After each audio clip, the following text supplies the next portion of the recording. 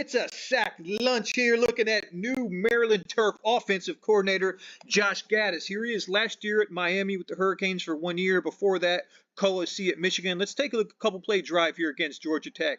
So you'll see a blend of that power run with some spread elements on the outside. Let's dig in. This is quarterback counter read. Counter read, it's a gap scheme run. So you hear a gap scheme run that's down blocks here on the front side and then pullers coming from the back side. This counter run is GT counter. GT means G is the guard, T is the tackle that pull. The quarterback is going to read right now. So what this does, it gives angles to the offensive line, but it also gives you a quarterback read element to use the legs and mobility of a quarterback.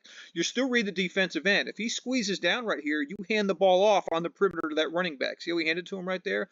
Now, if the defensive end was to play wide with that, see how the quarterback can get right behind these two big pullers. It really stresses the defense. 3rd and 4, nice first down. So that's the blend of that angles for the offensive line in a gap scheme, but also using that mobility and speed in the backfield. Here's a spread formation.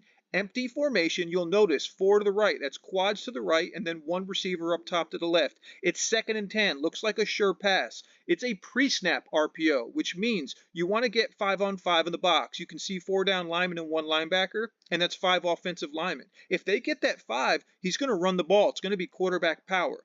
The issue is this guy who's right outside the box and inside that number 4 receiver who can play both. If he goes with this bubble screen right here, see this number 4 is starting to bubble over here to the field? If he plays wide, they're going to run the ball right now. So that was the pre-snap RPO. You can see the down blocks, pulling that backside guard, bang, quarterback power, using that legs, but that's playing in space. Again, angles for your offensive line, and then that quarterback run game because you're playing with numbers out there in space 5-on-5. Here's a split zone RPO, which means zone of the offensive line. Quarterback is reading this defensive end. You know it's an RPO because the offensive line is going to climb to the 2nd level. You're reading the defensive end. If he crashes down, there's your pass option. Run option was tight zone. Pass option was the flat to that tight end. Excellent job and design by Josh Gattis.